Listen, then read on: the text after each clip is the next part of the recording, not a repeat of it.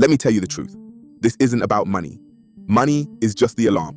What this is really about is that feeling you get when the train doors shut and it hits you. This might be it. Same platform, same crowd, same faces staring at glowing rectangles like they're trying to climb inside them and disappear. It's standing on a London tube platform at 8 a.m, holding a £7 coffee next to a boarded up shop and feeling the maths doesn't add up. But the city doesn't care. It's not fear. It's not stress. It's pressure. Pressure like water behind a dam. Quiet, heavy, patient. And while all that's happening, the internet's screaming about the best high income skill, sales versus property, crypto versus YouTube automation, appointment setting versus whatever guru's pacing on a stage this week. But you're not asking that question because you're curious. You're asking it because you want out of the flat share you tolerate, out of living with your parents, out of checking your bank balance before ordering food, out of pretending this is temporary while the years quietly stack. Here's what nobody tells you. You're not choosing a skill. You're choosing a vehicle. And London doesn't care which one you pick. It only cares how long you sit still, because time here isn't neutral. It leaks. Every month you hesitate is another month paying rent for proximity instead of progress. Another month convincing yourself this is just a phase while your friends leave for cheaper cities and lighter lives. There is no perfect skill, no magic lane, no identity that saves you. There are only vehicles and exits, and right now, if you're honest, you don't need inspiration, you need a way out. So when people ask what the best high-income skill is, they think they're asking a smart question. They're not. They're asking the wrong question with confidence. Best compared to what? Best for screenshots, best for ego, best for sounding impressive in a pub or on LinkedIn. That's not strategy, that's cosplay. Most people choose skills the same way they choose trainers, based on how they look, not where they actually take you. They see some 25-year-old in a rented supercar talking about sales, and they think that's the lifestyle. It's not. What they're really buying is proximity. Proximity to transactions. That's it. Nothing more. Nothing less. High-ticket closing, appointment setting, property sourcing, serviced accommodation, flipping, YouTube automation, crypto. Different engines, same motorway. Some give you lump sums, like cashing out chips at a casino. Some drip feed you monthly, like a standing order that finally works in your favor. None of them are special. They're just tools. A hammer isn't impressive unless you actually know what you're building. And this is where people lose years. They copy someone else's path because everyone else is on that train, not because it goes where they need to go. It's like following the crowd onto the Northern Line at rush hour when you actually need to get south. The wrong train won't kill you, but it will steal time. And time in London isn't just expensive. It's draining. Every extra month is another rent payment, another council tax bill, another quiet promise to yourself that you'll sort it next quarter. Another month sharing a kitchen you hate with people you barely know, telling yourself this is character building. It's not. It's erosion. This is why skill acquisition has to be treated like an exit strategy, not a personality choice. You don't need the flashiest vehicle, you need the one with the fewest stops between you and cash flow, because boring income buys freedom faster than exciting ideas. So let me walk you through exactly how I do this if I had to start again from zero. No hype, no screenshots, no identity building, just an exit plan, 90 days. Not to become a master, not to feel confident, not to flex, but to build momentum that actually pays rent. Month 1 is where almost everyone gets it wrong. They start with sales training, scripts, roleplay, closing techniques. That's backwards. Month 1 isn't about selling. It's about watching. Week 1, you don't touch a pitch. You study buyers, real money.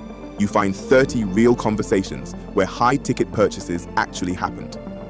Not sales calls, purchase decisions. People explaining why they bought a house, why they hired a consultant, why they paid for coaching, why they committed when it hurt a little. You're not listening for tactics. You're listening for patterns, because money leaves clues every time. Week 2, you study objections. Not how to overcome them, how they form. What fear sounds like before it dresses itself up as logic. The difference between someone who isn't ready and someone who's ready but scared. That difference matters more than any script. Weeks 3 and 4, you pick one vertical. 1, not the sexiest, Not the loudest, not the one with the biggest screenshots. You pick the boring one, the one with predictable buyers and repeatable decisions. Business coaching for established operators. Property investment for people with equity. Software for companies already spending money. Boring systems create predictable income.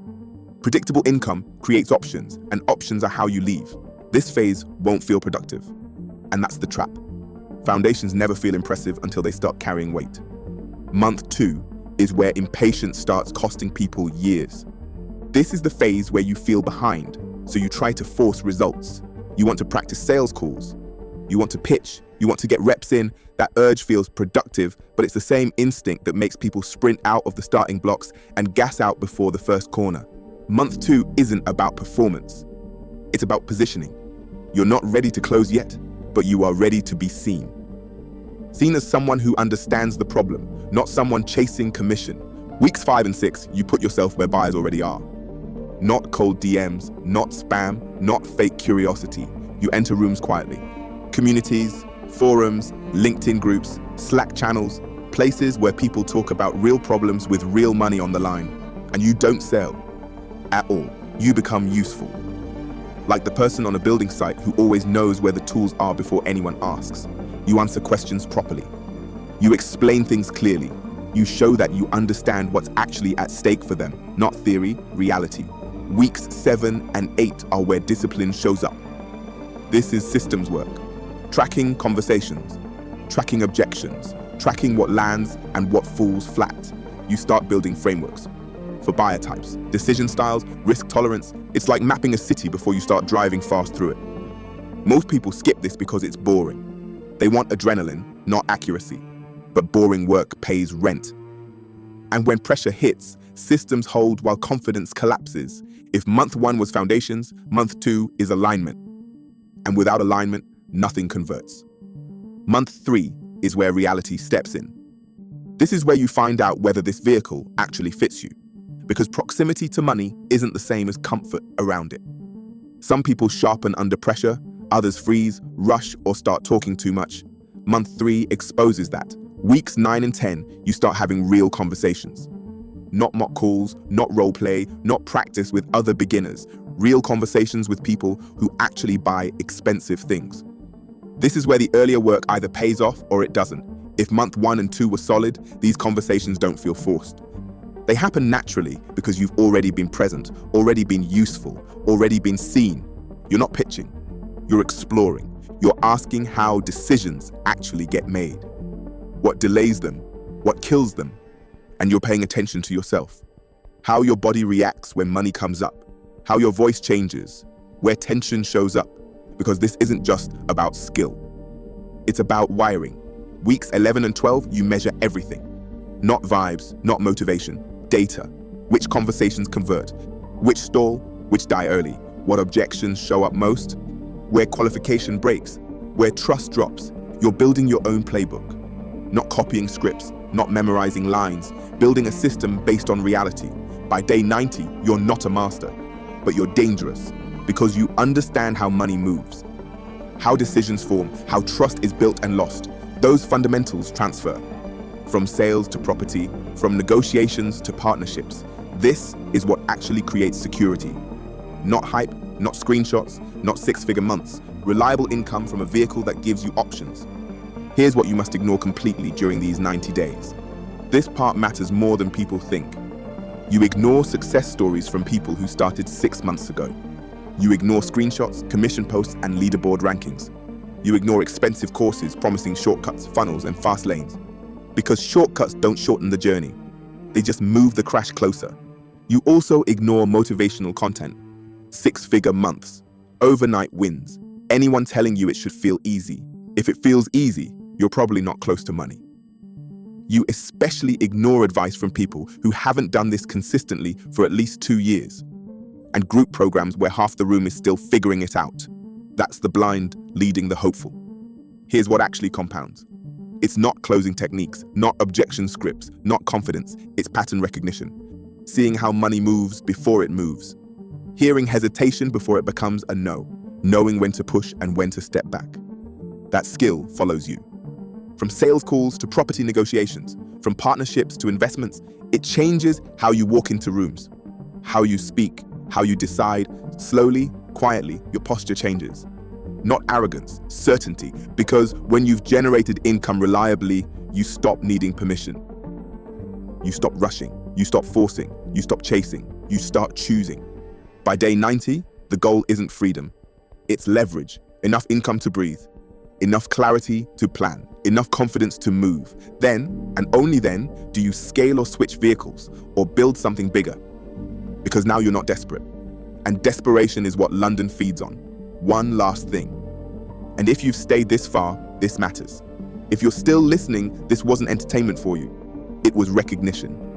Something in you already knows this is real. You felt it because you're already halfway out, even if your bank balance hasn't caught up yet.